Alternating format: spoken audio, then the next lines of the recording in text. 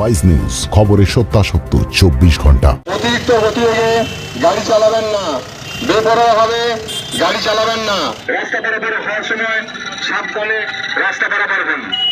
ভয় নয়, নিজে ও অপরকে সুরক্ষিত রাখার জন্য হেলমেট পরা ও ট্রাফিক আইন মেনে চলার অনুরোধ জেলা ট্রাফিক বিভাগের।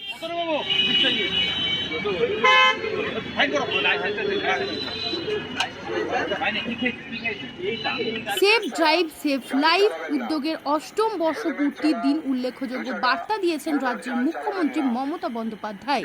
এই উদ্যোগের ফলে রাজ্যে পথ দুর্ঘটনা কমেছে উল্লেখযোগ্যভাবে, এমনটাই জানিয়েছেন তিনি। পাশাপাশি সাধারণ মানুষের সুরক্ষার কথা মাথায় রেখে এই উদ্যোগ আগামীতেও জারি থাকবে। তার 1 থেকে 2 ঘন্টা বিশ্রাম করুন, 12 ঘন্টার বেশি কেউ গাড়ি চালাবেন না, সিট বেল্ট ব্যবহার করবেন। মাথায় রেখে মমতা বন্দ্যোপাধ্যায়ের সরকারের পক্ষ থেকে সেফ ড্রাইভ সেফ লাইফ উদ্যোগ নেওয়া হয়েছিল। দেখুন, মানে মানুষকে সজাগ তো করতেই হবে, এটা একটা কন্টিনিউয়াস প্রসেস।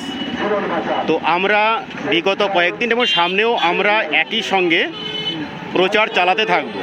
আপনারা দেখেছেন যে বিগত কয়েকদিনে আমরা বিভিন্ন স্কুলে স্টুডেন্টদের সঙ্গে, স্কুল কর্তৃপক্ষের সঙ্গে, ফুলকার, বাস ড্রাইভার, বিভিন্ন বাস অ্যাসোসিয়েশন, লরি অ্যাসোসিয়েশন, তাদের গাড়ির মালিক, ড্রাইভার, সমস্ত শ্রেণীর লোককে নিয়ে আমরা বিভিন্ন অ্যাওয়ারনেস প্রোগ্রাম করেছি।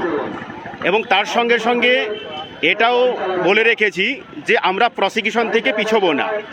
যদি আপনি প্রসিকিউশন দেখে যদি আপনি অভ্যাসে পরিণত হন, আপনি আজকেই দেখতে পাবেন যে আমরা যেমন এটা প্রচার করলাম, তার সঙ্গে সঙ্গে আমরা প্রসিকিউশনও করেছি।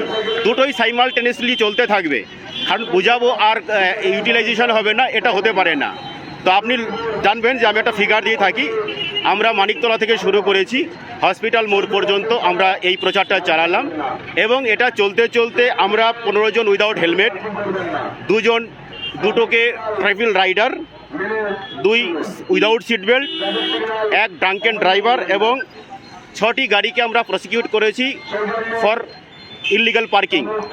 তো এটা আমাদের জারি থাকবে, এটা একটা স্পেশাল ড্রাইভ, এটা কন্টিনিউয়াসলি চলতে থাকবে। যেমন প্রচার চলছে তেমনি এটাও চলতে থাকবে। তো আমরা এটাও লক্ষ্য করলাম, যখন আমরা এই প্রসিকিউশনগুলো দিচ্ছিলাম তখন দেখলাম যে কিছুক্ষণ পরেই সবাই সিট বেল্ট পরছে, হেলমেট পরছে, সবই তার কাছে আছে, অথচ তার অভ্যাসের কোথাও যেন একটু খামতি আছে। এই জন্য সবাইকে আমি অনুরোধ করব যে আপনারা ভয়ে কেন করবেন, নিজের প্রয়োজনে করুন। আর সবাইকে অনুরোধ করব আপনারা নিজে যেমন সুরক্ষিত থাকবেন, অপরকেও সুরক্ষিত রাখবেন, এই প্রত্যাশা আমি সবার কাছে আবেদন করি।